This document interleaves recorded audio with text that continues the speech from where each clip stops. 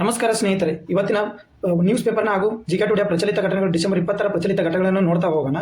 ಪ್ರಮುಖವಾದ ಪ್ರಚಲಿತ ಘಟನೆಗಳ ಕ್ವಶನ್ ಇವು ಆಗಿರ್ತವೆ. ಇವತ್ತಿನ ಮೊದಲನೇದಾಗಿ, ಇತ್ತೀಚೆಗೆ ಸುದ್ದಿಗೆ ಕಾಣಿಸಿಕೊಂಡ ಐಸಿಜಿಎಸ್ ಸಾರ್ಥಕ್ ಅನ್ನುವ ಯಾವ ರೀತಿ ಹಡಗು ಎಂದು ವರ್ಗೀಕರಿಸಲಾಗಿದೆ?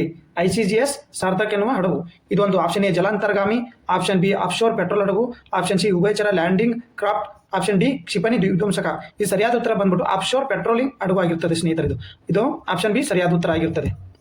ಇದರ ಎಕ್ಸ್ಪ್ಲನೇಷನ್ ನೋಡ್ತಾ ಹೋದ್ರೆ, ಭಾರತದ ಕರಾವಳಿಯ ಹಡಗು ಸಾರ್ಥಕ್ ಒಂದು ಕಡಲ್ಗಾಚೆ ಗಸ್ತು ನೌಕೆ ನೋಡಿ ಸರ್, ಗಸ್ತು ಹಡಗಾಗಿರುತ್ತೆ. ಇದು ಇರಾನ್ ಚಾಬಾರ್ ಬಂದರು ಭೇಟಿ ನೀಡಿದೆ. ಇತ್ತೀಚೆಗೆ ಇದು ಇರಾನ್ನ ಚಾಬಾರ್ ಬಂದರು ಭೇಟಿ ನೀಡಿದ ಸಲುವಾಗಿ ಇದು ನ್ಯೂಸ್ ಅಲ್ಲಿ ಇದೆ. ಇದೇನು ಗಸ್ತು ನೌಕೆ ಆಗಿರುತ್ತೆ. ಇದು ಪೆಟ್ರೋಲ್ ಆಧಾರಿತ, ನೋಡಿ, ಪೆಟ್ರೋಲ್ ಆಧಾರಿತ ಹಡಗಾಗಿರುತ್ತೆ. ಇದು ಭಾರತೀಯ ಕರಾವಳಿ ಕಾವಲುಗಾರ ಗಾಗಿ ಗೋವಾ ಶಿಪ್ಯಾರ್ಡ್ ಲಿಮಿಟೆಡ್ ನಿರ್ಮಿಸಿದ 5 ಕಡಲಾಚೆ ಗಸ್ತು ನೌಕೆಯಲ್ಲಿ ಇದು 4ನೇದು. ಅಂದ್ರೆ ಕಡಲಾಚೆ ಗಸ್ತು ಮಾಡ್ತಿರ್ತಾರೆ ನೌಕೆ 5 ಶಿಪ್ಯಾರ್ಡ್, ಅದು ಗೋವಾ ಶಿಪ್ಯಾರ್ಡ್ ನಿರ್ಮಿಸಿದ್ದು 4ನೇದಾಗಿರ್ತದೆ. ನೆಕ್ಸ್ಟ್ ಕ್ವಶನ್ ನೋಡ್ತಾ ಹೋದ್ರೆ, ಡೆಹ್ರಾಡೂನ್ ಭಾರತೀಯ ಮಿಲಿಟರಿ ಅಕಾಡೆಮಿ ಐಎಂಎಯಿಂದ ಪದವಿ ಪಡೆದ ಮೊದಲ ಮಹಿಳಾ ಅಧಿಕಾರಿ ಯಾರು? ಹಾಗಾದ್ರೆ ಇದು ನೋಡಿ, ಇದು ಇಂಪಾರ್ಟೆಂಟ್ ಆಗುತ್ತೆ. ಯಾಕಂದ್ರೆ ಇದು ಇಂಪಾರ್ಟೆಂಟ್. ಮೊದಲ ಮಹಿಳೆ, ಈಗ ಐಎಂಎದಲ್ಲಿ ಮೊದಲು ಯಾರು ಇರುತ್ತೆ? ಪುರುಷರಿಗೆ ಅಷ್ಟೇ ಅವಕಾಶ ಇರುತ್ತೆ. ಈ ಸರಿಗೆ ಏನಾಗುತ್ತೆ, ಮಹಿಳೆಗೂ ಪ್ರಥಮ ಮಹಿಳೆ ಅವಕಾಶ ಪಡೆದಿದೆ. ಅವ್ರು ಯಾರಾಗಿರ್ತಾರೆ? Option A Bhavana Sharma, option B Sai Jadhav, option C Anjali Varma, option D Priya Singh. ಸ್ನೇಹಿತರೆ, ಇದಕ್ಕೆ ಸರಿಯಾದ ಉತ್ತರ ಬಂದ್ಬಿಟ್ಟು ಸಾಯಿ ಜಾಧವ್ ನೋಡಿ. ಇದಕ್ಕೆ ಸರಿಯಾದ ಉತ್ತರ ಬಂದ್ಬಿಟ್ಟು ಸಾಯಿ ಜಾಧವ್. ಇವರು ಐಎಂಎ ಡೆಹ್ರಾಡೂನ್ನಲ್ಲಿ, ಐಎಂಎ ಎಲ್ಲಿದೆ? ಐಎಂಎ ಡೆಹ್ರಾಡೂನ್ನಲ್ಲಿ, ಭಾರತೀಯ ಮಿಲಿಟರಿ ಅಕಾಡೆಮಿ ಆಗಿರುತ್ತೆ. ಇದು ಆಫೀಸರ್ ಹುದ್ದೆ ಆಗಿರುತ್ತೆ. ಆರ್ಮಿಯಲ್ಲಿ ಆಫೀಸರ್ ಹುದ್ದೆ ಆಗಿರೋದ್ರಿಂದ ಇದಕ್ಕೆ ಮೊದಲು ಯಾವುದೇ ರೀತಿಯಂತ ಮಹಿಳೆಯರು ಭಾಗವಹಿಸ್ತಿರಲಿಲ್ಲ. ಈ ಸತಿ ಮಹಿಳೆಯರು ಭಾಗವಹಿಸಿ, ಆದ್ರೆ ಪ್ರಥಮ ಮಹಿಳೆ ಯಾರು ಅಂತ ಕೇಳ್ತಾರೆ. ಇದು ಇಂಪಾರ್ಟೆಂಟ್, ಡಿಫೆನ್ಸ್ ಅಲ್ಲಿ ಬರುತ್ತೆ ನೋಡಿದ್ದು. ಇದರ ಎಕ್ಸ್ಪ್ಲನೇಷನ್ ನೋಡ್ತಾ ಹೋದ್ರೆ, 23 ವರ್ಷದ ಸಾಯಿ ಜಾಧವ್ ಡೆಹ್ರಾಡೂನ್ನ ಭಾರತೀಯ ಮಿಲಿಟರಿ ಅಕಾಡೆಮಿ. ಇದರಲ್ಲಿ ಇನ್ನೊಂದು ಕ್ವಶನ್ ನೋಡ್ಕೊಳ್ಳಿ, ಭಾರತೀಯ ಐಎಂಎ ಎಲ್ಲಿದೆ ಅಂತ ಕೇಳಿದ್ರೆ ಡೆಹ್ರಾಡೂನ್, ಉತ್ತರ ಪ್ರದೇಶದ ಡೆಹ್ರಾಡೂನ್ ಇಲ್ಲಿದೆ ನೋಡಿ. ಇದು ಪಡೆದ ಮೊದಲ ಮಹಿಳಾ ಅಧಿಕಾರಿ ಎಂಬ ಹೆಗ್ಗಳಿಕೆ ಪಾತ್ರ ಆಗಿರ್ತಾರೆ. 1932ರಲ್ಲಿ ಪ್ರಾರಂಭವಾದ 93 ವರ್ಷಗಳ ಸಾಂಪ್ರದಾಯಿಕ ಮುರಿದಾರೆ. ಅಂದ್ರೆ ಡೆಹ್ರಾಡೂನ್ ಐಎಂಎ ಯಾವಾಗ ಸ್ಟಾರ್ಟ್ ಆಗೈತೆ ಅಂದ್ರೆ, ಐಎಂಎ ಸ್ಟಾರ್ಟ್ ಆಗಿದ್ದಾಗ 1932ಗೆ ಸ್ಟಾರ್ಟ್ ಆಗೈತಿ. ಸುದೀರ್ಘ 93 ವರ್ಷಗಳ ಸಂಪ್ರದಾಯಕ್ಕೂ ಯಾರು ಮಹಿಳೆಯರು ಭಾಗವಹಿಸಿರಲಿಲ್ಲ. ಅಂದ್ರೆ ಅದರಲ್ಲಿ ಆಫೀಸರ್ ಆಗಿ ಹುದ್ದೆಯನ್ನು ಮಾಡ್ಕೊಂಡಿರಲಿಲ್ಲ. ಆದ್ರೆ ಸಾಯಿ ಜಾಧವ್ ಅವರು ಮೊದಲ ಮಹಿಳೆ ಆಗಿರ್ತಾರೆ ನೋಡಿ. ಇದಕ್ಕೆ ಸೇರ್ಕೊಂಡು ಐಎಂಎ ಸೇರ್ಕೊಂಡವರು ಸಾಯಿ ಜಾಧವ್ ಮೊದಲ ಮಹಿಳೆ ಆಗಿರ್ತಾರೆ. ಇಲ್ಲಿವರೆಗೆ 67,000ಕ್ಕೂ ಹೆಚ್ಚು ಕೆಡೆಟ್ಗಳು ಇಂದ ಪದವಿ ಪಡೆದಿದ್ದು ಸಾಯಿ ಆಗಿ ಮಾಡಿದ ಮೊದಲ ಮಹಿಳೆ ಆಗಿದ್ದಾರೆ. ಅಂದ್ರೆ ಇಲ್ಲಿವರೆಗೆ 67,000 ಪುರುಷರಿದ್ರು, ಬಟ್ ಮೊದಲ ಮಹಿಳೆ ಯಾರು? ಸಾಯಿ ಜಾಧವ್. ಸಾಯಿ ಜಾಧವ್ ಪ್ರಾದೇಶಿಕ ಸೈನ್ಯದಲ್ಲಿ ಲೆಫ್ಟಿನೆಂಟ್ ಆಗಿ ನೇಮಕಗೊಂಡಿದ್ದಾರೆ. ಅಂದ್ರೆ ಐಎಂಎ ಸೇರ್ಕೊಂಡ್ರೇನು ಆಫೀಸರ್ ಹುದ್ದೆಗಳು, ಐಎಂಎದಲ್ಲಿ ಆಫೀಸರ್ ಹುದ್ದೆಗಳು, ಆರ್ಮಿಯಲ್ಲಿ ಆಫೀಸರ್ ಹುದ್ದೆಗಳಿದ್ದು, ಆರ್ಮಿಯಲ್ಲಿ ಆಫೀಸರ್ ಹುದ್ದೆಗಳು ಇರ್ತವೆ. ಅವಾಗ ಐಎಂಎದಿಂದ ಪದೋನ್ನತಿ ಪಡೆದಿರ್ತಾರೆ. ಇವರು ಲೆಫ್ಟಿನೆಂಟ್ ಆಗಿ ನೇಮಕಗೊಂಡಿದ್ದಾರೆ. ಸೇರಿದ ಮೊದಲ ಮಹಿಳೆ ಆಗಿ ಇವರು ಕಾರ್ಯನಿರ್ವಹಿಸುತ್ತಿದ್ದಾರೆ. ಈಗ ನೆಕ್ಸ್ಟ್ ಕ್ವಶನ್ ನೋಡ್ತಾ ಬಂದ್ರೆ, ಇದು ಇಂಡೆಕ್ಸ್ ಅಂತ ಬರ್ತದಲ್ಲ, 2025 ಇಂಡೆಕ್ಸ್. ಈ ಜನವರಿ ಎಕ್ಸಾಮ್ ನೋಡಿದ್ರೆ ಇಂಡೆಕ್ಸ್ ಅನ್ನು ಯಾವ ತರ ಒಂದು ಕ್ವಶನ್ ಇದ್ದೇ ಇರುತ್ತೆ. 2025ರ ಎನ್ಲಿ ಪಾಸ್ಪೋರ್ಟ್ ಸೂಚ್ಯಾಂಕದಲ್ಲಿ ಭಾರತ ಎಷ್ಟನೇ? ಎನ್ಲಿ ಪಾಸ್ಪೋರ್ಟ್ ಅಂದ್ರೆ ಗೊತ್ತು ನಿಮ್ಗೆ, ಅಂದ್ರೆ ಪಾಸ್ಪೋರ್ಟ್ ನಾವು ಎಷ್ಟು ದೇಶಕ್ಕೆ ನಾವು ಪಾಸ್ಪೋರ್ಟ್ ಇಲ್ಲದೇನೆಯ ಸಂಚರಿಸಬಹುದು, ಅಂದ್ರೆ ನಿರ್ಬಂಧ ಇಲ್ಲದೆ ಸಂಚರಿಸಬಹುದು. ಅಂದ್ರೆ ನಾವು ಎಷ್ಟನೇ ಸ್ಥಾನದಾಗಿದ್ದೀವಿ? 193 ಕಂಟ್ರಿ ಒಳಗಡೆ ಎಷ್ಟನೇ ಸ್ಥಾನಕ್ಕಿದ್ದೀವಿ ನಾವು? 196 ಮತ್ತು 196, 193 ಇರುತ್ತೆ, 196 ಇರ್ತದೆ. ಇದನ್ನು 196 ಕಂಟ್ರಿ ನಾವು ಎಷ್ಟು ದೇಶಕ್ಕೆ ಸಂಚರಿಸಬಹುದು. ಮತ್ತೆ ನಾವು ಎಷ್ಟನೇ ಸ್ಥಾನದಲ್ಲಿ ಇದೀವಿ ಅಂದ್ರೆ, option A 81, option B 85, option C 85, option D 94. ಸರಿಯಾದ ಉತ್ತರ ಬಂದ್ಬಿಟ್ಟು ಆಪ್ಷನ್ ಸಿ 85ನೇ ಸ್ಥಾನದಲ್ಲಿ ನಾವು ಎನ್ಲಿ ಪಾಸ್ಪೋರ್ಟ್ ಸೂಚ್ಯಾಂಕದಲ್ಲಿ ನಾವು 85ನೇ ಸ್ಥಾನದಲ್ಲಿ ಇದೀವಿ. ಇದು ಇಂಪಾರ್ಟೆಂಟ್ ಅಂತ. ಇದ್ರ ಎಕ್ಸ್ಪ್ಲನೇಷನ್ ನೋಡ್ತಾ ಹೋದ್ರೆ, ಎನ್ಲಿ ಪಾಸ್ಪೋರ್ಟ್ ಸೂಚ್ಯಂಕ 2025ರಲ್ಲಿ ಭಾರತದ ಪಾಸ್ಪೋರ್ಟ್ ಶ್ರೇಯಾಂಕ 85ನೇ ಸ್ಥಾನಕ್ಕೆ ಕುಸಿದಿದೆ ನೋಡಿ ಸ್ನೇಹಿತರೆ. 2024ರಲ್ಲಿ ನಾವು ಎಷ್ಟರಲ್ಲಿದ್ವಿ? 80ನೇ ಸ್ಥಾನದಲ್ಲಿದ್ವಿ. 2024 ನೋಡ್ಕೊಂಬಿಡಿ ಇಲ್ಲಿ. 2024 ಜಿಕೆ ಕ್ವಶನ್ ಆಗ್ಬೋದು. ಇದು 2025ರದ್ದು. 2025ರದ್ದು ಎನ್ಲಿ ಪಾಸ್ಪೋರ್ಟ್ ಸೂಚ್ಯಂಕದಲ್ಲಿ ನಾವು ಎಷ್ಟಿದ್ವಿ? 85ನೇ ಸ್ಥಾನದಲ್ಲಿದ್ದೀವಿ. 2024ರಲ್ಲಿ 80 ಸ್ಥಾನದಲ್ಲಿದ್ವಿ. ಈಗ ನೆಕ್ಸ್ಟ್, ಜಾಗತಿಕ ತಾಣಗಳ ವೀಸಾ ಮುಕ್ತ ಪ್ರವೇಶದ ಆಧಾರದ ಮೇಲೆ ಸೂಚ್ಯಂಕವನ್ನು ಪಾಸ್ಪೋರ್ಟ್ಗಳನ್ನು ಮೌಲ್ಯಮಾಪನ ಮಾಡುತ್ತಾರೆ. ಭಾರತವು ಈಗ 57 ದೇಶಗಳಿಗೆ ನಾವು ಪಾಸ್ಪೋರ್ಟ್ ಇಲ್ಲದೆ ವೀಸಾ ಮುಕ್ತ. ಪಾಸ್ಪೋರ್ಟ್ ಇರುತ್ತೆ, ವೀಸಾ ಮುಕ್ತ. ನಾವು ವೀಸಾ ತರಿಸೋಂಗಿಲ್ಲ. ಪಾಸ್ಪೋರ್ಟ್ ಇದ್ರೆ ನಾವು ಯಾವ ದೇಶಕ್ಕೆ, ಈಗ ನಾವು ಶ್ರೀಲಂಕಾ, ಮಯನ್ಮಾರು, ಮಾಲ್ಡೀವ್ಸ್ ಇವಕ್ಕೆ ನಾವು ಪಾಸ್ಪೋರ್ಟ್ ಮಾಡಿಸಿ ವೀಸಾ ಮುಕ್ತ ಮಾಡಬೇಕು. ಬಟ್ ಅಮೆರಿಕಕ್ಕೆ ಹೋಗ್ಬೇಕಾದ್ರೆ ನಾವು ವೀಸಾ ಬೇಕು. ಅದಕ್ಕೋಸ್ಕರ ವೀಸಾ ಮುಕ್ತ ದೇಶಗಳಿಂದ 57 ದೇಶಗಳಿಗೆ ನಾವು ಸಂಚರಿಸಬಹುದು. ಅಗ್ರ ಶ್ರೇಯಾಂಕದಲ್ಲಿ ಆದ ಸಿಂಗಾಪುರ್. ಒಟ್ಟು 196 ಪೈಕಿ 196 ದೇಶಗಳ ಪೈಕಿ 195 ದೇಶಗಳಿಗೆ ನಾವು ವೀಸಾ ಮುಕ್ತ ಮಾಡ್ತಾರೆ ನೋಡಿ. ಇವರು ಯಾರು? ಸಿಂಗಾಪುರದವರು. ಇವರು ಮೊದಲನೇ ಶ್ರೇಯಾಂಕದಲ್ಲಿದ್ದಾರೆ ಸಿಂಗಾಪುರದವರು. ನಾವು 85, 2024ರಲ್ಲಿ 80ನೇ ಸ್ಥಾನದಲ್ಲಿದ್ವಿ. ಹಾಗಾದ್ರೆ ನೆಕ್ಸ್ಟ್ ಕ್ವಶನ್ ನೋಡ್ತಾ ಹೋಗೋಣ. ನೆಕ್ಸ್ಟ್ ಕ್ವಶನ್ ಇವತ್ತಿನ ಪ್ರಚಲಿತ ವಿದ್ಯಮಾನಗಳು ಇದು ಇಂಪಾರ್ಟೆಂಟ್ ಆಗುತ್ತೆ. ಇದು ಪ್ಲೇಸ್ ಇನ್ ನ್ಯೂಸ್. ಇದು ಯಾವ ಪ್ಲೇಸ್ ಅಲ್ಲಿ ನ್ಯೂಸ್? ಇತ್ತೀಚೆಗೆ ಪ್ರಚಲಿತ ಪ್ಲೇಸ್ ಇನ್ ನ್ಯೂಸ್ ಅಂತ ಇದೊಂದು ಕ್ವಶನ್ ತಗೊಂಡಿರ್ತೀವಿ. ಅಂದ್ರೆ ಇವತ್ತಿನ ಪ್ರಚಲಿತ ಇದು. ಇತ್ತೀಚೆಗೆ ಸುದ್ದಿಯಲ್ಲಿ ಕಾಣಿಸಿಕೊಂಡ ನೆಡಂತೀವು ದೀಪವು ಯಾವ ದೇಶದಲ್ಲಿದೆ ನೋಡಿ. ಇಂಪಾರ್ಟೆಂಟ್ ಇದು. ನೆಡಂತೀವು ದೀಪ ಅಂತ ಬಂದ್ರೆ ಯಾವ್ದು? Option A Bangladesh, option B Myanmar, option C Sri Lanka, option D Indonesia. ಇದಕ್ಕೆ ಸರಿಯಾದ ಉತ್ತರ ಯಾವುದು? ಆಪ್ಷನ್ ಸಿ ಶ್ರೀಲಂಕಾ ನೋಡಿ ಸ್ನೇಹಿತರೆ. ಆಪ್ಷನ್ ಸಿ ಶ್ರೀಲಂಕಾ ಆಗಿರುತ್ತೆ. ಇದು ನೋಡಿ, ಎದಕ್ಕೆ ನ್ಯೂಸ್ ಅಲ್ಲಿ ಇದು ಪ್ಲೇಸ್ ಇನ್ ನ್ಯೂಸ್? ಶ್ರೀಲಂಕಾ ನೌಕಾಪಡೆ ಇತ್ತೀಚೆಗೆ ನೆಡಂತೀವು ದೀಪದ ಬಳಿ 17 ಭಾರತೀಯ ಮೀನುಗಾರರನ್ನು ಬಂಧಿಸಿತು. ಅದಕ್ಕೋಸ್ಕರ ಪ್ಲೇಸ್ ಇನ್ ನ್ಯೂಸ್ ಇದು ಇತ್ತೀಚೆಗೆ ಪ್ಲೇಸ್ ಇನ್ ನ್ಯೂಸ್. ಯಾವ ದ್ವೀಪ? ನೆಡಂತೀವು ದೀಪ, ಶ್ರೀಲಂಕಾ. ಅದಕ್ಕೆ 17 ಭಾರತೀಯರನ್ನ ಇದೇನು ಮೀನುಗಾರನ ಬಂಧಿಸಿತ್ತು. ಡೆಲ್ಟಮ್ ದೀಪ ಎಂದು ಕರೀತಾರೆ. ಇದನ್ನ ಏನಂತ? ಡೆಲ್ಟಾ ದೀಪ ಅಂತ ಕರೀತಾರೆ ನೋಡಿ ಸ್ನೇಹಿತರೆ. ನೆಡಂತೀವ ದೀಪನು ಡೆಲ್ಟಾ ದೀಪ ಅಂತ ಕೊಡ್ಬೋದು. ಡೆಲ್ಟಾ ದೀಪ ಅಂತ ಕೊಟ್ಟರೆ ಎಲ್ಲಿ ಅಂತ ಬರುತ್ತೆ? ಡೆಲ್ಟಾ ದೀಪ ಅಂತ ಕೊಟ್ಟರೆ ಎಲ್ಲಿ ಅಂತ ಬರುತ್ತೆ? ಇದು ಎಲ್ಲೇ? ಶ್ರೀಲಂಕಾ ನೋಡಿ, ಶ್ರೀಲಂಕೆಗೆ ನೆಡಂತೀವು ಶ್ರೀಲಂಕಾದ ಪಾಕ್ ಜಲಸಂಧಿಯಲ್ಲಿರುವ ಅತಿ ದೊಡ್ಡ ದ್ವೀಪ ಇದು ನೋಡು. ಪಾಕ್ ಜಲಸಂಧಿ ಎಲ್ಲಿ ಬರುತ್ತೆ? ಇಂಡಿಯಾ ಶ್ರೀಲಂಕಾ ಇಲ್ಲಿ ಬರ್ತಲ್ಲ, ಇದೇ ಪಾಕ್ ಜಲಸಂಧಿ. ಈ ಪಾಕ್ ಜಲಸಂಧಿ ಐತಲ್ಲ, ಈ ಪಾಕ್ ಜಲಸಂಧಿಯಲ್ಲೇ ಇಲ್ಲೇ ಇದೆ ನೆಡಂತೀವು ದ್ವೀಪ. ಇದು ಏನು ಪಾಕ್ ಜಲಸಂಧಿ ಅತಿ ದೊಡ್ಡ ದ್ವೀಪ ನೋಡಿದು ಯಾವುದು? ನೆಡಂತೀವು ದ್ವೀಪ. ಇಂಪಾರ್ಟೆಂಟ್ ನೋಡ್ಕೊಳ್ಳಿ, ಸ್ವಲ್ಪ ಪ್ಲೇಸ್ ಇನ್ ನ್ಯೂಸ್ ಇದು. ಈಗ ನೆಕ್ಸ್ಟ್ ಪ್ರಚಲಿತ ಘಟನೆಗಳನ್ನು ನೋಡೋದಾದ್ರೆ ಆಪರೇಷನ್ ಸಂಕಲ್ಪ, ಇದು ಡಿಫೆನ್ಸ್ಗೆ ಸಂಬಂಧಪಟ್ಟಿದ್ದು ನೋಡಿದ್ದು. ಆಪರೇಷನ್ ಅಂತಾರಾಷ್ಟ್ರೀಯವಾಗಿ ಡಿಫೆನ್ಸ್ಗೆ ಸಂಬಂಧಪಟ್ಟಿದ್ದು ಪ್ರಚಲಿತ ಘಟನೆ ಆಗಿರುತ್ತೆ ನೋಡಿದ್ದು. ಆಪರೇಷನ್ ಸಂಕಲ್ಪವು ಯಾವ ಸಶಸ್ತ್ರ ಪಡೆ ಪ್ರಾರಂಭಿಸಿತು ನೋಡಿ? ಯಾವ ಸಶಸ್ತ್ರ ಪಡೆ? ಆಪ್ಷನ್ ಎ ಭಾರತೀಯ ಸೇನೆ, ಆಪ್ಷನ್ ಬಿ ಭಾರತೀಯ ವಾಯುಪಡೆ, ಆಪ್ಷನ್ ಸಿ ಭಾರತೀಯ ನೌಕಾಪಡೆ ರಾಷ್ಟ್ರೀಯ, ಆಪ್ಷನ್ ಡಿ ರಾಷ್ಟ್ರೀಯ ಭದ್ರತಾ. NSG ಇದ್ರ ಸರಿಯಾದ ಉತ್ತರ ಬಂದ್ಬಿಟ್ಟು ಸ್ನೇಹಿತರೆ ಆಪ್ಷನ್ ಸಿ ಭಾರತೀಯ ನೌಕಾಪಡೆ. ಇದನ್ನ ನಾನು ಹೇಳ್ತೀನಿ ಕೇಳಿ, 2021 ಸ್ಟಾರ್ಟ್ ಮಾಡಿದ್ರು ಇದನ್ನ ಆಪರೇಷನ್ ಸಂಕಲ್ಪ. ಈಗ ಮೊನ್ನೆ 2025 ಮುಗಿತಿದ್ದು. ಅವ್ರು ಮುಗಿದಿಲ್ಲ, ಅವ್ರ ಹೆಡ್ ಇರ್ತಾರಲ್ಲ ಅವರಿಗೆ ಏನು ಮೆಡಲ್ ಸಿಕ್ಕೈತಿ. ಇದ್ರ ಸಂಬಂಧ ಇಲ್ಲೇ ನೋಡಿ, ಎಕ್ಸ್ಪ್ಲೇಷನ್ ನೋಡಿ. ನೌಕಾಪಡೆ ಕಡಲ್ಗಳ್ಳತನ ವಿರೋಧಿ ಕಾರ್ಯಾಚರಣೆ ಬೆಂಬಲಿಸಿದ್ದಕ್ಕಾಗಿ ಭಾರತೀಯ ವಾಯುಪಡೆ ವಿಂಗ್ ಕಮಾಂಡರ್ ಅಕ್ಷಯ್ ಸಕ್ಸೇನಾ ಅವರಿಗೆ ವಾಯುಪಡೆ ಪದಕ, ವಾಯುಪಡೆ ಶೌರ್ಯ ಚಕ್ರ ನೀಡಲಾಗಿದೆ ನೋಡಿ. ಶೌರ್ಯ ಚಕ್ರ ಎದಕ್ಕೆ ನೀಡಲಾಗಿದೆ ಅವರಿಗೆ? 2021 ಸ್ಟಾರ್ಟ್ ಆಗಿದೆ ಆಪರೇಷನ್ ಸಂಕಲ್ಪಗೂ ಅದನ್ನ ಮುನ್ನಡೆಸಿದ್ದಾರೆ ಇವರು. ಅದಕ್ಕೋಸ್ಕರ ಇವರು ಶೌರ್ಯ ಚಕ್ರ ನೀಡಿದ್ದಾರೆ ನೋಡಿ. ಅದಕ್ಕೋಸ್ಕರ ಇದು ನ್ಯೂಸ್ ಅಲ್ಲಿ ಇದೆ ಆಪರೇಷನ್ ಸಂಕಲ್ಪ. ನೆನಪಿಟ್ಟುಕೊಳ್ಳಿ, ಭಾರತೀಯ ನೌಕಾಪಡೆ ಕಡಲ್ಗಳ್ಳತನದ ಸಂಬಂಧ ಮಾಡಿದ ಆಪರೇಷನ್ ಸಂಕಲ್ಪ. ಈ ಕಾರ್ಯಾಚರಣೆ ಕಳೆದ ವರ್ಷ ಮಾರ್ಚ್ 16 ಅರೇಬಿಯನ್ ಸಮುದ್ರ ಭಾರತೀಯ ನೌಕಾಪಡೆ ಪ್ರಾರಂಭಿಸ ಆಪರೇಷನ್ ಸಂಕಲ್ಪ ಭಾಗವಾಗಿತ್ತು. ನೆನಪಿಟ್ಟುಕೊಳ್ಳಿ, ಯಾರಿಗೆ? ಶೌರ್ಯ ಚಕ್ರ ಅಕ್ಷಯ್ ಸಕ್ಸೇನಾ ಅವರಿಗೆ ನೌಕಾಪಡೆ ಪ್ರಾರಂಭಿಸಿದ ಆಪರೇಷನ್ ಸಂಕಲ್ಪ. ನೆಕ್ಸ್ಟ್ ಕ್ವಶನ್ ನೋಡ್ತಾವನ. ಈಗ ನೋಡಿ, ಇವತ್ತು ಪ್ರಜಾವಾಣಿ ನ್ಯೂಸ್ ಪೇಪರ್ ನೋಡ್ಕೊಳ್ಳಿ. ಇವತ್ತಿನ ದಿನ ವಿಶೇಷ ಏನಪ್ಪಾ ಅಂತ, ನಮ್ದು ಇವತ್ತು ಯಾವ ದಿನವನ್ನಾಗಿ ಆಚರಿಸ್ತೀವಿ? ಅಂತಾರಾಷ್ಟ್ರೀಯ ಮಾನವ ಒಗ್ಗಟ್ಟಿನ ದಿನ. ಪ್ರತಿ ವರ್ಷ ಡಿಸೆಂಬರ್ 20 ಅಂತಾರಾಷ್ಟ್ರೀಯ ಮಾನವ ಒಗ್ಗಟ್ಟಿನ ದಿನ ಅಂತೇಳಿ ಪ್ರತಿ ವರ್ಷ ಡಿಸೆಂಬರ್ 20 ಅಂತಾರಾಷ್ಟ್ರೀಯ ಮಾನವ ದಿನವನ್ನು ಆಚರಿಸ್ತೀವಿ. ಇದನ್ನ ವಿಶ್ವಸಂಸ್ಥೆಯಲ್ಲಿ ಮೊದಲಾಗಿ ಯಾವ ವರ್ಷ ಆಚರಣೆ ಮಾಡಿದ್ವಿ? 2005 ಒಳಗಡೆ. 2005 ಒಳಗಡೆ ಅಂದ್ರೆ 2005 ಒಳಗಡೆ 2005 ಒಳಗಡೆ ಇದನ್ನ ಮಾಡಾಯ್ತು ಅಂತಾರಾಷ್ಟ್ರೀಯ ಮಾನವ ದಿನ ಅಂತ ನೆನ್ಪಿಟ್ಕೊಳ್ಳಿ. ಪ್ರತಿ ವರ್ಷ ಡಿಸೆಂಬರ್ 20 ನೆನ್ಪಿಟ್ಕೊಳ್ಳಿ. ನೆಕ್ಸ್ಟ್ ನೋಡೋಣ ನೋಡಿ. ಶ್ರೀದೇವಿ ಕೆರೆಮನಿಗೆ ನಾಳೆ ಅನಂತಮೂರ್ತಿ ಪ್ರಶಸ್ತಿ ಪ್ರದಾನ. ಅನಂತಮೂರ್ತಿ ಪ್ರಶಸ್ತಿ ಪ್ರದಾನ ಮಾಡ್ಯಾರ ನೋಡಿ. ಇವ್ರಿಗೆ ಯಾರಿಗೆ? ಶ್ರೀದೇವಿ ಕೆರೆಮನ್ ಅವರಿಗೆ. ಬೆಂಗಳೂರಿನ ಕೇಂದ್ರ ಕನ್ನಡ ಸಾಹಿತ್ಯ ವೇದಿಕೆಯಲ್ಲಿ ನೀಡುವ ಅನಂತಮೂರ್ತಿ, ಇದನ್ನ ಹಿರಿಯ ಸಾಹಿತಿಗಳಿಗೆ ಕೊಡ್ತಾರೆ ನೋಡಿ. ಇದನ್ನ ಅನಂತಮೂರ್ತಿ ಪ್ರಶಸ್ತಿ, ರಾಷ್ಟ್ರೀಯ ಪ್ರಶಸ್ತಿ ಇಲ್ಲಿನ ಶ್ರೀದೇವಿ ಕೆರೆಮನೆ ಅವರು ಆಯ್ಕೆಗೊಂಡಿದ್ದಾರೆ. ಇದನ್ನ ಯಾರು ಕೊಡ್ತಾರೆ? ಕನ್ನಡ ಸಾಹಿತ್ಯ ವೇದಿಕೆ ಕೊಡುತ್ತೆ ನೋಡಿ. ಇದನ್ನ ಪ್ರಶಸ್ತಿ ನೆನ್ಪಿಟ್ಕೊಳ್ಳಿ. ಕನ್ನಡ ಸಾಹಿತ್ಯ ವೇದಿಕೆ ಕೊಡುತ್ತೆ. ಯಾರು ಎಲ್ಲಿ ಕೊಡ್ತಾರೆ ನೆನ್ಪಿಟ್ಕೊಳ್ಳಿ. ಯಾವ ಪ್ರಶಸ್ತಿ? ಯಾರು? ಶ್ರೀದೇವಿ ಕೆರೆಮನೆ ಅನಂತಮೂರ್ತಿ ಪ್ರಶಸ್ತಿ 2025 ಅನಂತಮೂರ್ತಿ ಪ್ರಶಸ್ತಿ ಯಾರಿಗೆ? ಶ್ರೀದೇವಿ ಕೆರೆಮನೆಗೆ. ಇದನ್ನ ಯಾರು ನೀಡ್ತಾರೆ? ಕನ್ನಡ ಸಾಹಿತ್ಯ ವೇದಿಕೆ ನೀಡುತ್ತೆ. ನೆನ್ಪಿಟ್ಕೊಳ್ಳಿ, ಇಷ್ಟು ನೆನ್ಪಿಟ್ಕೊಳ್ಳಿ ಇದನ್ನ. ನೆಕ್ಸ್ಟ್ ಇದನ್ನ ನೋಡಿ, ಇಂಪಾರ್ಟೆಂಟ್. ಜನವರಿ 5 ಖೇಲೋ ಇಂಡಿಯಾ ಬೀಚ್ ಗೇಮ್ಸ್, ಇದು ಹೊಸದಾಗಿ ನೋಡಿದ್ರು. Khelo India beach games. Khelo India ಪ್ರತಿ ವರ್ಷ ನಡೀತಲ್ಲ, ಹೋದ್ ಸರಿ ಅಹಮದಾಬಾದ್ನಲ್ಲಿ ನಡೀತಿತ್ತು. ಈ ಸರಿ ನೋಡಿದ್ವಿ ಖೇಲೋ ಇಂಡಿಯಾ ಯೂತ್ ಏನು ಬೀಚ್ ಗೇಮ್ಸ್ ಎಲ್ಲ ಇರುತ್ತೆ. ಖೇಲೋ ಇಂಡಿಯಾ ಬೀಚ್ ಗೇಮ್ಸ್ನ 2ನೇ ಆವೃತ್ತಿ ನೋಡಿದ್ದು. ಹೋದ ಆವೃತ್ತಿ, ಈ ಆವೃತ್ತಿ 2ನೇ ಆವೃತ್ತಿ ಆಗಿರುತ್ತೆ. ಮೊದಲನೇ ಆವೃತ್ತಿ ನೋಡ್ಕೊಳ್ಳಿ, 2ನೇ ಆವೃತ್ತಿ ಆಗಿರುತ್ತೆ. ಆವೃತ್ತಿ ಜನವರಿ 5 ದೀವ್ನ ಬ್ಲೂ ಫ್ಲಾಗ್ ಬೀಚ್ ನಲ್ಲಿ ನಡೀತು ನೋಡಿ.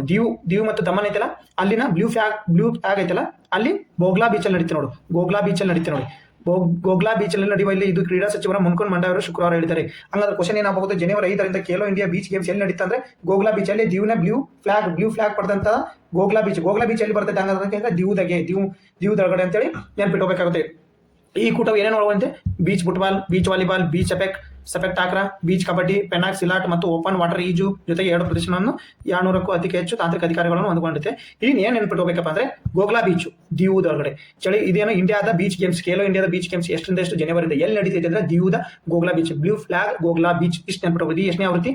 2ನೇ ಆವೃತ್ತಿ. 1ನೇ ಆವೃತ್ತಿ ನೀವು ಕಮೆಂಟ್ ಮಾಡಿ. ಅಫೇರ್ಸ್ ಅನ್ನ ಇದು ನೋಡ್ಕೋಬೇಕಾಗುತ್ತೆ. ಪ್ರತಿದಿನ ಇದೇ ರೀತಿಯಾದಂತಹ ಪ್ರತಿದಿನ ನಾವು ಕರೆಂಟ್ ಅಫೇರ್ಸ್ ಅನ್ನ ಅಪ್ಲೋಡ್ ಮಾಡ್ತೇವೆ. ಜಿಕೆ ಟುಡೇ ಹಾಗೂ ಪ್ರಜಾವಾಣಿ ನ್ಯೂಸ್ ಪೇಪರ್ ಅಲ್ಲಿ ಏನ್ ಪ್ರತಿಯೊಂದು ನೀಟಾದ ಆರ್ಟಿಕಲ್ ಬರುತ್ತೆ ನಿಮ್ಗೆ ನೀಡ್ತಾ ಇರ್ತೇವೆ. ಚಾನಲ್ನ ಸಬ್ಸ್ಕ್ರೈಬ್ ಮಾಡ್ಕೊಂತ ಬರ್ತೀವಿ. ಒಟ್ಟು ವಿಡಿಯೋನ ನೋಡಿ, ಪಾಠನ ಕೇಳಿ ತಿಳ್ಕೊಳ್ಳಿ. ಏನಾದರೂ ಇಂಪ್ರೂವ್ಮೆಂಟ್ ಇದೆ ಕಮೆಂಟ್ ಮಾಡಿ, ಇಲ್ಲ ನಿಮಗೆ ಎಕ್ಸ್ಟ್ರಾ ಏನಾದ್ರು ಗೊತ್ತಿದ್ರೆ ಕಮೆಂಟ್ ಮೂಲಕ ತಿಳಿಸಿ. ನಮಸ್ಕಾರ ಸ್ನೇಹಿತರೆ.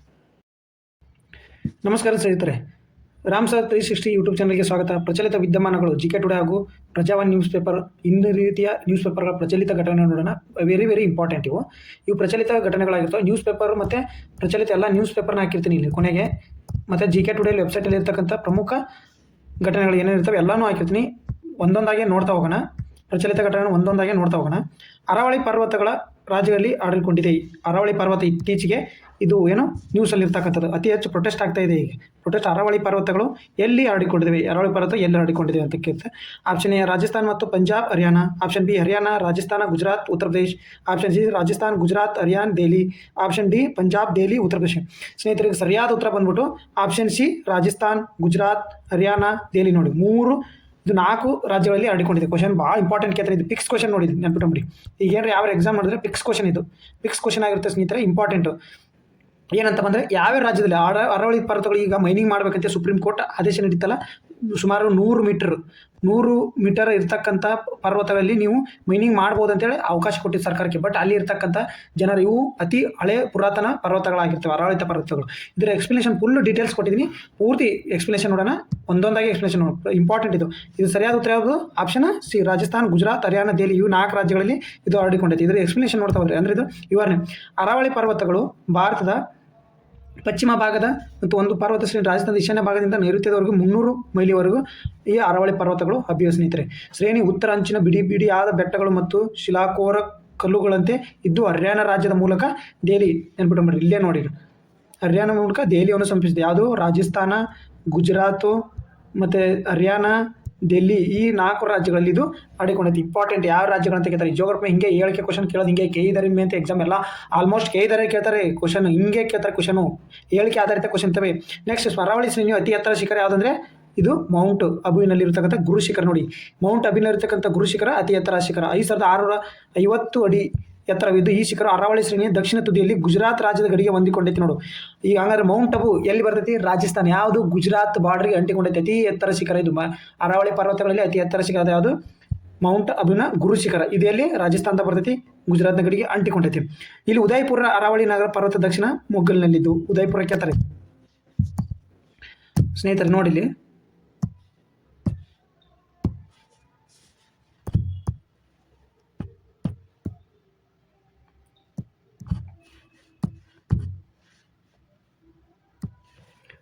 ಅಬು ಪರ್ವತ ಒಂದು ಪುಣ್ಯಕ್ಷೇತ್ರ. ನೋಡಿ, ಅಬು ಪರ್ವತ ಒಂದು ಪುಣ್ಯಕ್ಷೇತ್ರ. ಇಲ್ಲಿ ಉದಯಪುರದಲ್ಲಿರ್ತಕ್ಕಂಥ ಮೌಂಟ್ ಅಬುನ ಅಬು ಪರ್ವತ ಒಂದು ಪುಣ್ಯಕ್ಷೇತ್ರ ಆಗಿರುತ್ತೆ. ನೋಡಿ, ಈಶಾನ್ಯದಲ್ಲಿ ದೆಹಲಿಯಿಂದ ನೈಋತ್ಯದಲ್ಲಿ ಗುಜರಾತ್ವರೆಗೂ ಉದ್ದವಾಗಿದೆ. ಸಿಂಧು ಮತ್ತು ಗಂಗಾ ನದಿಯ ಜಲಾಶಯ ಪ್ರದೇಶವು ಪ್ರತ್ಯೇಕಿಸುತ್ತದೆ. ಇದು ಯಾವುದು? ಅರಾವಳಿ ಪರ್ವತ ಏನು ಮಾಡುತ್ತೆ? ಸಿಂಧು ಮತ್ತು ಗಂಗಾ ನದಿ ಜಲಾಶಯವನ್ನು ಪ್ರತ್ಯೇಕಿಸುವ ಬೆಟ್ಟಗಳು ಯಾವ ಅಂತ ಕೇಳ್ತಾರೆ? ಅರಾವಳಿ ಪರ್ವತಗಳು. ನೋಡಿ ಸ್ನೇಹಿತರೆ, ಇದು ಕ್ವಶನ್ ಈ ಥರನೂ ಕೇಳ್ಬೋದು. ಸಿಂಧು ಮತ್ತು ಗಂಗಾ ನದಿಯ ಬಯಲನ್ನು ಜಲಾಶಯವನ್ನು ಪ್ರತ್ಯೇಕಿಸುವ ಪರ್ವತಗಳು ಯಾವ ಅಂತ ಕೇಳಿದ್ರೆ ಅರಾವಳಿ ಪರ್ವತಗಳು. ನೋಡಿ, ವಿಂಧ್ಯ ಪರ್ವತಗಳೇನು ಉತ್ತರ ಭಾರತ ಮತ್ತು ದಕ್ಷಿಣ ಭಾರತವನ್ನು 2 ರೀತಿಯಾಗಿ ಡಿವೈಡ್ ಮಾಡ್ತವೆ. ಇದು ಏನು ಮಾಡುತ್ತೆ? ಅರಾವಳಿ ಪರ್ವತಗಳು ಸಿಂಧು ಮತ್ತು ಗಂಗಾ ಜಲಾನಯನ ಪ್ರದೇಶವನ್ನು ಬೇರೆ ಮಾಡ್ತೀವಿ. ಇಲ್ಲಿ ನೆನಪಿಟ್ಟು ಸ್ನೇಹಿತರೆ, ಸರಿಸುಮಾರು ಎತ್ತರ 400ರಿಂದ 600 ಮೀಟರ್ ಈಶಾನ್ಯದಲ್ಲಿ ಅಲ್ಪಾರ್ ಮತ್ತು ತೋರಾವರಿ ಮತ್ತು ನೈಋತ್ಯದಲ್ಲಿ ಮೇವಾರ್ ಬೆಟ್ಟಗಳು. ಹಂಗಂದ್ರೆ ಅರಾವಳಿ ಪರ್ವತಗಳಿರ್ತಕ್ಕಂಥ ಬೆಟ್ಟಗಳ ಹೆಸರೇನು? ಅಲ್ಪಾರ್ ಪರ್ವತ, ತೋರಾವಳಿ ಪರ್ವತ, ಮೇವಾರ್ ಪರ್ವತಗಳು. ಇವು ಅರಾವಳಿ ಪರ್ವತದಲ್ಲಿ ಬರ್ತಕ್ಕಂಥ ಈ ಬೆಟ್ಟಗಳು. ನೋಡಿ, ಇದು ಈಶಾನ್ಯಕ್ಕಿಂತ ನೈಋತ್ಯದಲ್ಲಿ ಹೆಚ್ಚು ಎತ್ತರವಾಗಿರ್ತವೆ ಸ್ನೇಹಿತರೆ. ಇವು ಈಶಾನ್ಯಕ್ಕೆ ಇವು ಹೇಳಿಕೆ ಕೊಡ್ತಾನೆ. ಇದೇ ಎಲ್ಲ ಎಕ್ಸ್ಪ್ಲೇಷನ್ ಎದಕ್ಕೆ ನೋಡ್ತಾ ಇದ್ದೀನಿ ಅಂದರೆ ಹೇಳಿಕೆ ಕೊಡ್ತಾನೆ, ಅರಾವಳಿ ಪರ್ವತಗಳ ಬಗ್ಗೆ ಹೇಳಿಕೆ ಕೊಡ್ತಾನೆ. ಇದು ಯಾವುದು ಸರಿ ಅಂತ ಕೇಳ್ತಾನೆ, ಅದಕ್ಕೋಸ್ಕರ ಇಂಪಾರ್ಟೆಂಟ್ ಎಲ್ಲ ಎಕ್ಸ್ಪ್ಲೇಷನ್ ನೋಡ್ಕೊಳ್ಳಿ. ಇಲ್ಲಿನ ಮೌಂಟ್ ಅಬು ವಿನ ಗುರು ಶಿಖರ ಎಂಬುದು ಅತಿ ಎತ್ತರದ ಶಿಖರ ಅಂತ ಹೇಳಿದ್ದೀನಿ. ಅಬು ಪರ್ವತ ರಾಜಸ್ಥಾನ ಪ್ರಸಿದ್ಧ ಗಿರಿಧಾಮ. ನೋಡಿ, ಅಬು ಪರ್ವತ ಉದಯಪುರ ಅಂತ ಏನಿಲ್ಲ, ಇದು ಅಬು ಪರ್ವತ ರಾಜಸ್ಥಾನದ ಪ್ರಸಿದ್ಧ ಗಿರಿಧಾಮ. ಅಬು ಪರ್ವತ ಗಿರಿಧಾಮ ಎಲ್ಲಿ ಬರ್ತೈತೆ ಅಂದ್ರೆ ರಾಜಸ್ಥಾನದ ಯಾವ ಬೆಟ್ಟಗಳಲ್ಲಿ ಕಂಡು ಬರ್ತೈತೆ ಅಂದ್ರೆ ಅರಾವಳಿ ಪರ್ವತಗಳಲ್ಲಿ ಕಂಡು ಬರ್ತದೆ.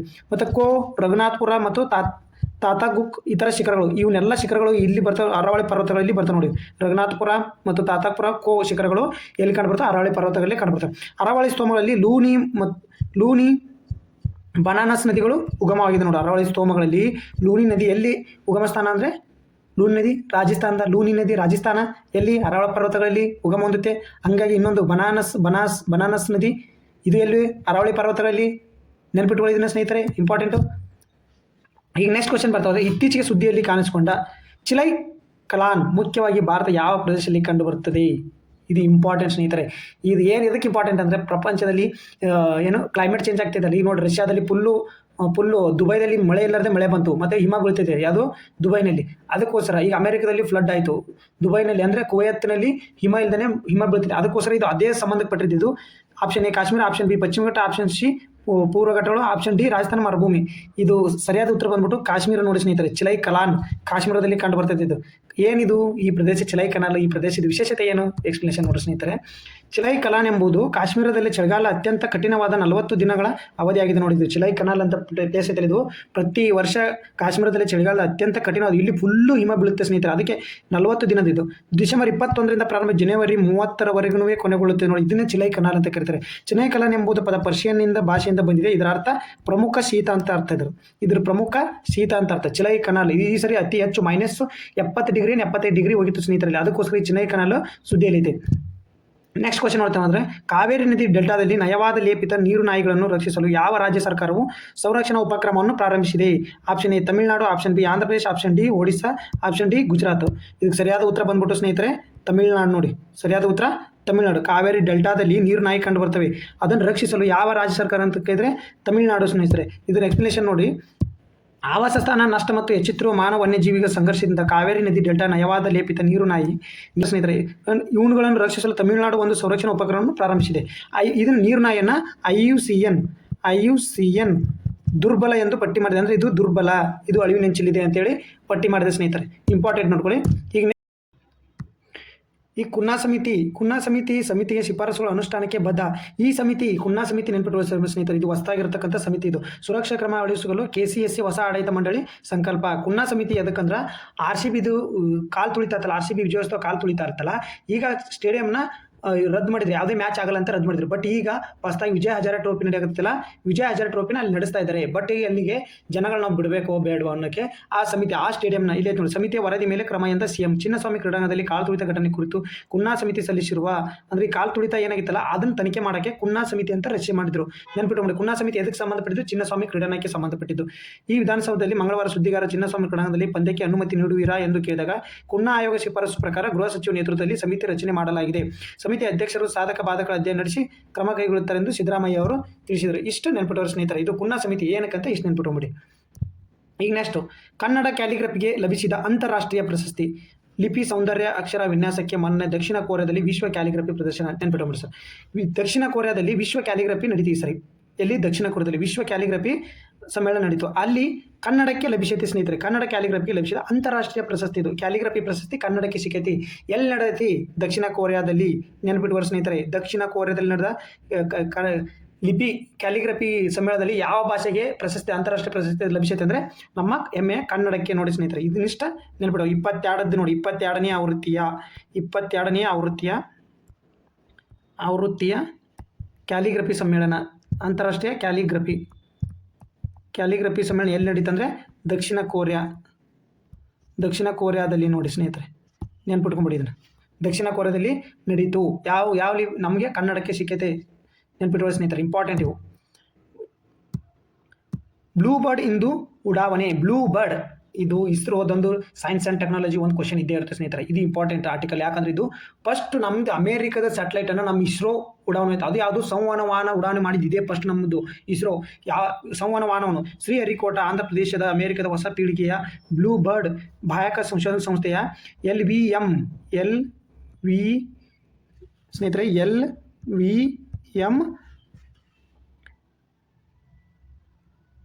ಮಾರ್ಕ್ 3 ಅಂತೇಳಿ ನಮ್ಮದು ಏನಿದು ಇಸ್ರೋ ನೌಕೆ ಸ್ನೇಹಿತರೆ. ಇದು ನಮ್ಮದು LVM ನೌಕೆ. ಇದನ್ನು ಏನಂತ ಕರೀತಾರೆ? ಬಾಹುಬಲಿ ಅಂತ ಕರೀತಾರೆ ಸ್ನೇಹಿತರೆ. ಈ ನೌಕೆಯನ್ನು ಬಾಹುಬಲಿ ಅಂತ ಕರೀತಾರೆ ನೋಡಿ ಸ್ನೇಹಿತರೆ, ಬಾಹುಬಲಿ ಅಂತ ಕರೀತಾರೆ. LVM ಮಾರ್ಕ್ 3 ನೌಕೆಯನ್ನು ನಾವು ಬಾಹುಬಲಿ ಅಂತ ಕರಿತೀವಿ.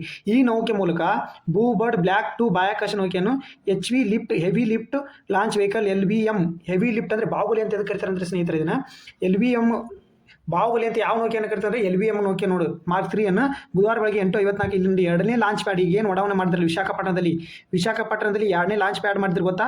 ಶ್ರೀಹರಿಕೋಟ ಬಿಟ್ಟು ಇನ್ನೊಂದು ಆಂಧ್ರ ಪ್ರದೇಶದಲ್ಲಿ ವಿಶಾಖಪಟ್ಟಣದಲ್ಲಿ. ಆದ್ದರಿಂದ ಸಂವಹನ ಉಪಗ್ರಹ LVM ಲಾಂಚ್ ಮಾಡಲಾಯಿತು. ಇದು ಇತಿಹಾಸದಲ್ಲಿ ಅತ್ಯಂತ ಭಾರದ ಪೇಲೋಡ್ ಆಗಿದೆ.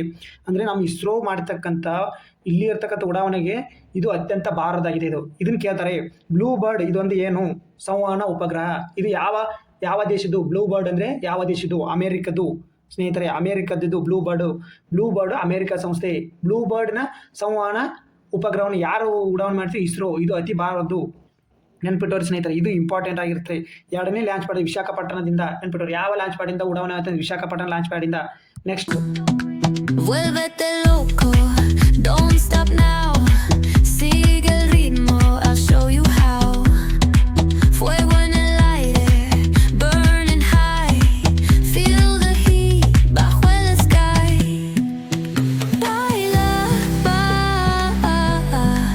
sin parar, shake your body, shine like star.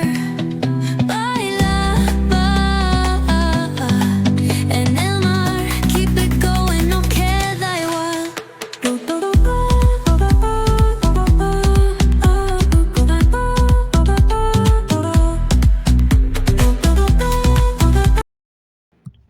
Next ಇದು ಇಂಪಾರ್ಟೆಂಟ್. ಇದು ಪೂರ್ತಿ ಏನು? ವಿಕಸಿತ ಭಾರತ. ರಾಮ್ಜಿ ಈಗ 125 ಗ್ರಾಮೀಣ ಉದ್ಯೋಗ ಖಾತರಿ. ಈಗ ಏನು ನಮ್ಮದು ಮಹಾತ್ಮ MG ನರೇಗಾ ಇತ್ತು ನೋಡಿ ಸ್ನೇಹಿತರೆ. MG ನರೇಗಾ ಇತ್ತಲ್ಲ ಮೊದಲು, ಇತ್ತು ಗೊತ್ತಾ ಸ್ನೇಹಿತರೆ? MG ನರೇಗಾ MG ನರೇಗಾ ಇತ್ತು ಗೊತ್ತಾ, ಇದು 120 ದಿನದ ವರ್ಷದಲ್ಲಿ 120 ದಿನ ಏನು ಕೂಲಿ ಕಾರ್ಮಿಕರಿಗೆ ಕೆಲಸ ಕೊಡೋದಿತ್ತು. 120 ದಿನ. ಅದ್ರ ಪೇಮೆಂಟ್ ಎಷ್ಟಿತ್ತು ನಮ್ಮ ಇದು ಕರ್ನಾಟಕದಲ್ಲಿ? 339 ರೂಪಾಯಿ ಇತ್ತು ನಮ್ಮ ಕರ್ನಾಟಕದಲ್ಲಿ. ಅತಿ ಹೆಚ್ಚು ಎಲ್ಲಿ ಕೊಡ್ತಾರೆ? ಹರಿಯಾಣದಲ್ಲಿ ಕೊಡ್ತಾರೆ. ಅತಿ ಹೆಚ್ಚು ಪಗಾರ ಹರಿಯಾಣದ ಇತ್ತು. ಬಟ್ ಇದನ್ನು ಕೇಂದ್ರ ಸರ್ಕಾರ ಅನುಮೋದನೆ ಪಟ್ಟಿದೆ. ಏನು ಎಮ್ ಜಿ ನರೇಗಾನ ಹೆಸರು ಬದಲಾವಣೆ ಮಾಡಿದೆ. ಏನಂದರೆ ಜಿ ರಾಮ್ಜಿ ಎಂದು ಹೆಸರು ಬದಲಾವಣೆ ಮಾಡಿದೆ. ಅಂಕಿತನೂ ಹಾಕಿದೆ, ರಾಷ್ಟ್ರಪತಿ ಅಂಕಿತನೂ ಹಾಕಿದ್ದಾರೆ ಆಲ್ರೆಡಿ. ರಾಷ್ಟ್ರಪತಿ ಅಂಕಿತ ಆಗೈತೆ ಇದು ಮಸೂದೆಗೆ. ಏನಿದು ಎಮ್ ಜಿ ನರೇಗಾನ ಎಷ್ಟರಲ್ಲಿ ಬಂತು ಹಂಗಂದ್ರೆ? ಎಮ್ ಜಿ ನರೇಗಾ ಅಂತ ಮಹಾತ್ಮ ಗಾಂಧೀಜಿ ಅಂತ ಬಂದಿರೋದು 2009ರಲ್ಲಿ ಮಹಾತ್ಮ ಗಾಂಧಿ ಅಂತ ಬಂದಿದ್ದು. ನರೇಗಾ ಅಂತ ಬಂದಿದ್ದು 2006ರಲ್ಲಿ. ಬಟ್ ಅದನ್ನು ಮಹಾತ್ಮ ಗಾಂಧೀಜಿ ನರೇಗಾ ಯೋಜನೆ ಅಂತ ಮಾಡಿದ್ದು ಯಾವಾಗ? 2009ರಲ್ಲಿ ಸ್ನೇಹಿತರೆ. ಬಟ್ ಈಗ ಅದರ ಎಮ್ ಜಿ ನರೇಗಾನ ಜಿ ರಾಮ್ಜಿ ಅಂತ ತಿದ್ದುಪಡಿ ಮಾಡಿದ್ದು ಯಾವಾಗ? 2025ರಲ್ಲಿ ನೋಡಿ ಸ್ನೇಹಿತರೆ. ಇದು ನೆನ್ಪಿಟ್ಕೊಳ್ಳಿ, ಇವು ಮಸೂದೆಯನ್ನು ಮಾಡಿಸಿದ್ದು. ಇದನ್ನು ಚೇಂಜ್ ಮಾಡ್ಯಾರ. ಈಗ ಎಮ್ ಜಿ ನರೇಗಾನ ಏನು ಮಾಡ್ಯಾರ? ಜಿ ರಾಮ್ಜಿ ಅಂತೇಳಿ. ಅದು 120 ದಿವಸ ಕೆಲಸ ಇದ್ದರೆ ಈಗ ಇದನ್ನು 125 ದಿನಕ್ಕೆ ಏರಿಕೆ ಮಾಡ್ಯಾರ ಸ್ನೇಹಿತರೆ. ಇಂಪಾರ್ಟೆಂಟ್, ನೆನ್ಪಿಟ್ಕೊಳ್ಳಿ. ಮೋದಿ ಕುರಿತು ಮಾ ಒಂದೇ ಸಿನಿಮಾ ಶುರು. ಅಂದರೆ ಮೋದಿ ಬಯೋಪಿಕ್ಸ್ ಮೇಲೆ ಈಗೇನು ಮಾ ಒಂದೇ ಅಂತೇಳಿ ಇದು ಯಾರ ಬಯೋಪಿಕ್ಸ್ ಮೇಲೆ ಸಿನಿಮಾ ಮಾಡಲಾಗಿದೆ ಅಂದರೆ ಶ್ರೀ ನರೇಂದ್ರ ಮೋದಿಯವರ ಬಯೋಪಿಕ್ಸ್, ಅಂದರೆ ಜೀವನ ಆಧಾರಿತ, ಅವರು ಜೀವನ ಆಧಾರಿತ ಮಾ ಒಂದೇ ಸಿನಿಮಾವನ್ನು ಮಾಡಲಾಗಿದೆ. ಇದನ್ನಿಷ್ಟೇ ನೆನ್ಪಿಟ್ಟರು. ಮಾ ಒಂದೇ ಸಿನಿಮಾ ಯಾರ ಬಯೋಪಿಕ್ಸ್ ಅಂದರೆ ಶ್ರೀ ನರೇಂದ್ರ ಮೋದಿ ಅವರು ಬಯೋಪಿಕ್ಸ್ ಆಗಿರುತ್ತೆ ಸ್ನೇಹಿತರೆ. ಕರ್ನಾಟಕದಲ್ಲಿ ಜನನ ಪ್ರಮಾಣ ಕುಸಿತ ಆಗೈತೆ ನೋಡಿ ಸ್ನೇಹಿತರೆ. ಇದು ಏನು? ಇದನ್ನ ಡಾಟಾದ ಏನು ಕೇಳ್ತಾರೆ? ಜನಸಂಖ್ಯೆ ಡಾಟಾ ಏನು ಕೇಳ್ತಾರೆ ಅಂದರೆ ಕರ್ನಾಟಕದಲ್ಲಿ ನಮ್ಮ ಫಲವಂತಿಕೆ ಏನು ಕಡಿಮೆ ಆಗೈತೆ ಅಂತ ಕೇಳ್ತಾರೆ ನೋಡಿ. 2022-23ರಲ್ಲಿ 8,64,188 ಇದ್ದಿದ್ದು 2023-24ನೇ ಸಾಲಲ್ಲಿ 8,13,327 ಕುಂತು. ಅದೇ 2024-25ರಲ್ಲಿ ವರ್ಷಕ್ಕೆ 7,93,800 ಇದು ಇಳಿಕೆ ಕಂಡಿದೆ. ರಾಜ್ಯದಲ್ಲಿ ಫಲವಂತಿಕೆ ಕ್ರಮೇಣ ಕುಸಿತಿದ್ದು 2000ರಲ್ಲಿ 3.5ರಷ್ಟಿದ್ದು 2020 1.9ಕ್ಕೆ ಇಳಿದಿತ್ತು. ಈಗ ಉಳಿಸ್ಕೊಂಡು ಫಲವಂತಿಕೆ 2ರಷ್ಟು ಇರಬೇಕು. ಆದರೆ ಮಟ್ಟಕ್ಕಿಂತ ಪಾತಾಳಕ್ಕೆ ಇತ್ತು. ಅಂದರೆ ಈಗ ನಮ್ಮದು ಕರ್ನಾಟಕದ ಏನು ಕೇಳ್ತಾರೆ ಸ್ನೇಹಿತರೆ ಹಂಗಂದರೆ ಕರ್ನಾಟಕದ್ದು ಫಲವಂತಿಕೆ ದರ ಅಂತ ಕೇಳ್ತಾರೆ. ಎಷ್ಟು ನಿಮ್ಮ ಪ್ರಕಾರ ಎಷ್ಟು? ಈ ಫಲವಂತಿಕೆ ದರ ಎಷ್ಟು? 1.9 ಇದೆ. ಬಟ್ ಇದು ನಾರ್ಮಲ್ ಎಷ್ಟು ಇರಬೇಕು? 2.1ರಷ್ಟು ಇರಬೇಕು. ಜನಸಂಖ್ಯೆ 2.1ರಷ್ಟು ಇರಬೇಕು. ಬಟ್ ನಮ್ದು ಎಷ್ಟೈತಿ ಈಗ ಕರ್ನಾಟಕದ ಫಲವಂತಿಕೆ ದರ 1.9 ರೇಷಿಯೋ ನೋಡಿ ಸ್ನೇಹಿತರೆ. ಇದು ಇಂಪಾರ್ಟೆಂಟ್ ಡಾಟಾ ನೆನ್ಪಿಟ್ಟವ್ರಿ. ಕರ್ನಾಟಕದ ಫಲವಂತಿಕೆ ದರ ಕೇಳೋದು 1.9. ಬಟ್ ಈಗ ಅತಿ ಹೆಚ್ಚು ಫಲವಂತಿಕೆ ಹೆಚ್ಚಿರ್ತಕ್ಕಂಥ ಜಿಲ್ಲೆ ಯಾವುದಂದರೆ ಬೆಳಗಾವಿ ನೋಡಿ ಸ್ನೇಹಿತರೆ. ಅತಿ ಹೆಚ್ಚು ಬೆಳಗಾವಿ. ಕಡಿಮೆ ಫಲವಂತಿಕೆ ಕೊಡಗು ನೋಡಿ. ಇಷ್ಟು ಡಾಟಾ ನೆನ್ಪಿಟ್ಕೊಳ್ಳಿ. ಕೊಡಗು ಈ ಏನೇನು ನೆನ್ಪಿಟ್ಬೇಕಿದ್ರೆ ಅತಿ ಹೆಚ್ಚು ಫಲವಂತಿಕೆ ದರ ಇರೋದು ಬೆಳಗಾವಿಯಲ್ಲಿ, ಅತಿ ಹೆಚ್ಚು ಕಡಿಮೆ ಫಲವಂತಿಕೆ ದರ ಇರೋದು ಕೊಡಗಿನಲ್ಲಿ. ಹಂಗಾರೆ ನಮ್ಮದು ಫಲವಂತಿಕೆ ರೇಷಿಯೋ ಎಷ್ಟು? ನಮ್ಮದು ಕರ್ನಾಟಕದ 1.9 ನೋಡಿ. ಎಷ್ಟು ಇರಬೇಕಿತ್ತು? 2.1 ಇರಬೇಕಿತ್ತು. ಕರೆಕ್ಟ್ ನೆನಪಾಯ್ತಾ? ಇದು ಅಷ್ಟು ಡಾಟಾ ನೆನ್ಪಿಟ್ಕೊ. ಇಷ್ಟು ಭಾರತದ ನ್ಯೂಜಿಲ್ಯಾಂಡ್ ಮುಕ್ತ ವ್ಯಾಪಾರಕ್ಕೆ ಅತ್ಯಂತ ಜಾಣ ನಡೆ. ಅಂದರೆ ನೋಡಿ, ಈಗ ಫ್ರೀ ಟ್ರೇಡ್ ಅಗ್ರಿಮೆಂಟ್ ಅಂದರೆ ಅಲ್ಲಿಂದ ಬರ್ತಕ್ಕಂಥ ಸಾಮಾನುಗಳಿಗೆ ಮತ್ತು ನಮ್ಮಿಂದ ಹೋಗ್ತಕ್ಕಂಥ ವಸ್ತುಗಳಿಗೆ ಯಾವುದೇ ಟ್ಯಾಕ್ಸ್ ಇರಲ್ಲ. ನಮ್ದು ಏನು ಟ್ಯಾಕ್ಸ್ ಕಡಲಾಚೆಯಿಂದ ಹೋಗುತ್ತಾ ಅಲ್ಲಿ ರಿಶ್ಯೂ ಮಾಡ್ಕೊಂಡ್ರೆ ಯಾವುದೇ ಟ್ಯಾಕ್ಸ್ ಅಲ್ಲ. ಹಂಗಾಗಿ ಮೊದಲು ನಾವು ಯಾರ ಜೋಡಿ ಫ್ರೀ ಟ್ರೇಡ್ ಅಗ್ರಿಮೆಂಟ್ ಮಾಡ್ಕೊಂತಂದರೆ ಇಂಡಿಯಾ ಮತ್ತು ಇಂಗ್ಲೆಂಡ್ ನೋಡಿ. ಇಂಡಿಯಾ ಮತ್ತು ಇಂಗ್ಲೆಂಡ್ ಫ್ರೀ ಟ್ರೇಡ್ ಅಗ್ರಿಮೆಂಟ್. ಈಗ 2ನೇ ದೇಶವಾಗಿ ಯಾವುದು? New Zealand free trade. ಇತ್ತೀಚೆಗೆ ಭಾರತವು ಯಾವ ದೇಶದಿಂದ ಫ್ರೀ ಟ್ರೇಡ್ ಅಗ್ರಿಮೆಂಟನ್ನು ಮಾಡ್ಕೊಂತಂದ್ರೆ ನ್ಯೂಜಿಲ್ಯಾಂಡ್. ಮೊದಲಿಗೆ ಇಂಗ್ಲೆಂಡ್. ಇದು ಪೂರ್ತಿ ನೋಡ್ಕೊಳ್ಳಿ. ಇಷ್ಟದು ಜನವರಿ 29ರಿಂದ 17ನೇ ಬೆಂಗಳೂರು ಸಿನಿಮಾೋತ್ಸವ ನೋಡಿ ಸ್ನೇಹಿತರೆ. ಜನವರಿ 29ರಿಂದ ಬೆಂಗಳೂರಿನ ಇದರ ಥೀಮ್ ಏನಾಗಿರುತ್ತೆ? ಮಹಿಳಾ ಸಬಲೀಕರಣ ಥೀಮ್. ಇದರ ರಾಯಭಾರಿ ಆಗಿರ್ತಾರೆ ನಟ ಪ್ರಕಾಶ್ ರೈ ಅವ್ರನ್ನ ರಾಯಭಾರಿಯಾಗಿ ಮಾಡಿರ್ತಾರೆ ಸ್ನೇಹಿತರೆ. ಇಷ್ಟು ನೆನ್ಪಿಟ್ಕೊಳ್ಳಿ. ಇದೇನು ಅದು ಎಷ್ಟನೇ ಆವೃತ್ತಿ ಬೆಂಗಳೂರು ಸಿನಿಮಾೋತ್ಸವ ಅಂದರೆ 17ನೇ ಆವೃತ್ತಿ. ಇದ್ರ ಥೀಮ್ ಏನು? ಮಹಿಳಾ ಸಬಲೀಕರಣ. ಇದ್ರದ್ದು ಯಾರ್ದು ರಾಯಭಾರಿ ಅಂತಂದರೆ ಪ್ರಕಾಶ್ ರೈ. ಇವು ನ್ಯೂಸ್ ಪೇಪರ್ ಆಗಿರುತ್ತೆ. ನ್ಯೂಸ್ ಪೇಪರ್ದು ಏನು ಕರೆಂಟ್ ಅಫೇರ್ಸ್ ಆಗಿರುತ್ತೆ. ಯಾವುದು ಎಕ್ಸಾಮ್ಗೆ ಹೋಗಿ ಒಂದು ಸ್ಕೂಲ್ ಬುಕ್ಸು, ಒಂದು ನ್ಯೂಸ್ ಪೇಪರ್ ಕರೆಂಟ್ ಅಫೇರ್ಸ್ ಇರುತ್ತೆ. ಬೇಸಿಕ್ ಇದು 30 ಮಾರ್ಕ್ಸ್ ಫಿಕ್ಸ್ ನಿಮಗೆ ಕರೆಂಟ್ ಅಫೇರ್ಸ್ ಮೇಲೆ 30 ಕ್ವಶನ್ ಇದ್ದೇ ಇರ್ತವೆ. 60 ನೀವು ಏನೇನು ಮಾಡ್ಬೇಕಂತ ಹೇಳ್ತೀನಿ ಕೇಳಿಲ್ಲ. ಯಾವುದೇ ಎಕ್ಸಾಮ್ ಬರೀರಿ ನೀವು. ಯಾವುದೇ ಎಕ್ಸಾಮ್ ಬರೆದ್ರೂ 30% ಪ್ರೆಸೆಂಟ್ ಇರುತ್ತೆ. 30% ಪ್ರೆಸೆಂಟ್ ಸಿಚುವೇಶನ್ ಮೇಲೆ ಕ್ವಶನ್ ಇರ್ತವೆ. ಇನ್ನು 60% ಏನಿರ್ತವೆ? ಬೇಸಿಕ್ಸ್ ಬುಕ್ ಓದಿರಬೇಕು. ಬೇಸಿಕ್ಸ್ ಬುಕ್ಕು ಯಾವುದೇ ಎಕ್ಸಾಮ್ ಹೋಗ್ರಿ ಬೇಸಿಕ್ಸ್ ಬುಕ್ ಓದಿರಬೇಕು. ಇನ್ನು 10% ನೀವು ಮೆಂಟಲ್ ಎಬಿಲಿಟಿ. ಬೇಸಿಕ್ಸ್ ಬುಕ್ ಅಂದರೆ ಯಾವಾಗ ಗೊತ್ತಾಯ್ತಲ್ಲ ನಿಮಗೆ? ಬೇಸಿಕ್ಸು ಇದು ಸೈನ್ಸು, ಜಿಯೋಗ್ರಫಿ, ಪೊಲಿಟಿ ಎಲ್ಲೇನು ಸ್ಕೂಲ್ ಬುಕ್ಸು ಜೊತೆಗೆ other book. School books basic, ಅದ್ರ ಜೊತೆಗೆ ನೀವು ಎಕ್ಸ್ಟ್ರಾ ಆಥರ್ ಬುಕ್ ಓದಿರಬೇಕು. ನೀವು 60% ಕ್ವಶನ್ ಅವೇ ರಿಪೀಟ್ ಆಯ್ತವೆ. ಯಾವತ್ತು ಯಾವುದೇ ಕ್ವಶನ್ ಪೇಪರ್ಗೆ ಹೋಗ್ರಿ ನೀವು ಅದೇ ಪೊಲಿಟಿ, ಅದೇ ಜಿಯೋಗ್ರಫಿ, ಅದೇ ಸೈನ್ಸು, ಯಾವುದೇ ಕ್ವಶನ್ ಚೇಂಜ್ ಆಗಲ್ಲ. ಬಟ್ ಈ ಕರೆಂಟ್ ಅಫೇರ್ಸ್ ಕ್ವಶನ್ ಏನು ಚೇಂಜ್ ಆಗ್ತಾ ಇರ್ತವೆ. ಇವು 30% ಇರ್ತವೆ. 10% ಮೆಂಟಲ್ ಎಬಿಲಿಟಿ ಇರುತ್ತೆ. ಯಾವುದೇ ಕ್ವಶನ್ ಇಷ್ಟು ನೀವು ಮಾಡಿದರೆ ನೀವು ಯಾವುದೇ ಎಕ್ಸಾಮ್ ಇದ್ದು ಕ್ರ್ಯಾಕ್ ಮಾಡ್ತೀರಾ. ಕರೆಂಟ್ ಅಫೇರ್ಸ್ ನೀವು ಡೈಲಿ ಅಪ್ಡೇಟ್ ಇರಬೇಕು ಸ್ನೇಹಿತರೆ. ಡೈಲಿ ಅಪ್ಡೇಟ್ ಇರಬೇಕು. ಹೆಂಗಿರ್ಬೇಕಂದ್ರೆ ಡೈಲಿ ಅಪ್ಡೇಟ್ ನೋಟ್ಸ್ ಮಾಡ್ತಾ ಇರಬೇಕು. ನೀವೇನು ಮಸ್ತ್ ಬಂದರೆ ಪೇಪರ್ ಕಟ್ಟಿಂಗ್ ಮಾಡ್ತಾ ಇರಬೇಕು. ನ್ಯೂಸ್ ಪೇಪರ್ ತೊಗೊಂಡು ನೀವು ಮಾಡಬೇಕು. ಯಾವುದೋ ಒಂದು ವೆಬ್ಸೈಟು ನ್ಯೂಸ್ ಪೇಪರ್ ಅಷ್ಟೇ ಇರಬೇಕು ಸ್ನೇಹಿತರೆ. ಬಿಟ್ಟರೆ ಸ್ಕೂಲ್ ಬುಕ್ಸು 30ರಿಂದ 40 ಕ್ವಶನ್ ಫಿಕ್ಸು ಸ್ಕೂಲ್ ಬುಕ್ಕಲ್ಲೇ ಇರ್ತವೆ ಕ್ವಶನು. ಅದು ಬಿಟ್ಟರೆ ಒಂದಿಷ್ಟು ಎಕ್ಸ್ಟ್ರಾ ಆ ಥರ ಬುಕ್ಸ್ ಓದ್ಕೊಳ್ಳಿ.